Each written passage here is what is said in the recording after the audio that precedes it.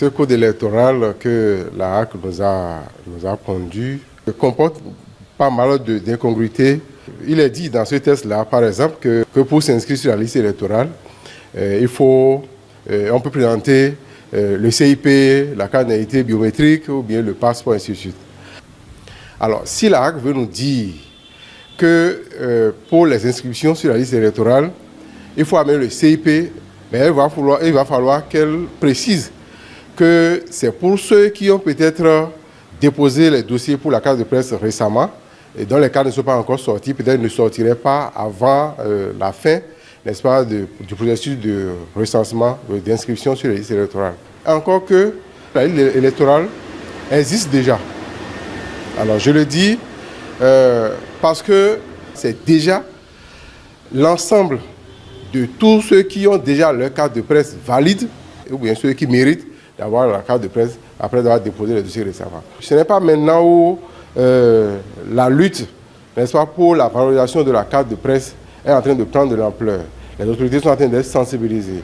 Les acteurs des médias sont en train de comprendre le pourquoi il faut avoir une carte de presse, que la HAC, qui est cette institution qui doit accompagner cet esprit d'assainissement de la corporation, va encore sortir un code électoral qui tord le cou à tous ces efforts-là, qui noie tous ces efforts-là. Le cadre juridique n'est pas approprié, n'est pas ce que les professionnels des médias auraient souhaité.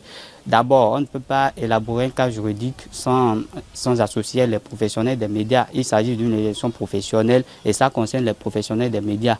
Mais on a comme l'impression que ce sont les membres de la HAC, disons une partie, qui se sont regroupés quelque part pour rédiger ce code électoral, ce cadre juridique, ce qui n'est pas bien. Et mieux, même nos représentants à la HAC n'ont pas été associés, c'est ce qu'on peut dire, puisque parmi les signataires, ceux qui ont siégé, on n'a pas vu leur nom, alors qu'ils ont été élus pour représenter les professionnels des médias. On demande à ce que les gens amènent le CIP. Le CIP, tout le monde a le CIP. Même le soudeur en a, le menuisier, tout le monde a le CIP. Donc, ça pose vraiment problème. L'autre chose, c'est que la loi permet même à ce que les conseillers qui sont là, nos représentants qui sont là, puissent... le cas juridique que nous avons lu, c'est que ça leur permet de revenir. Alors que pour être électeur et éligible, il faut être journaliste. Alors, un conseiller à la HAC, même s'il représente les professionnels des médias, n'est pas journaliste parce que lorsque vous vous retrouvez dans une institution comme ça, vous cessez d'être journaliste. Je conçois mal qu'on ait fait toutes sortes de tracasseries pour obtenir nos cartes de presse et à l'heure maintenant d'élire les professionnels des médias qui doivent siéger au sein de l'institution, qu'on ne puisse plus en faire usage uniquement.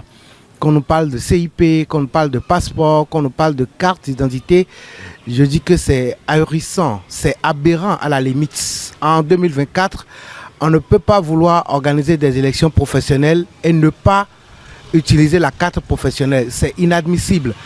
Et nous, à notre niveau, nous estimons que le seul outil qu'il faut aujourd'hui pour être électeur et éligible, c'est bel et bien la carte de presse. Nous devons batailler dur pour que cette carte de presse-là soit valable pour les élections et qu'il n'y a que cela qui puisse être utile pour pouvoir aller aux urnes.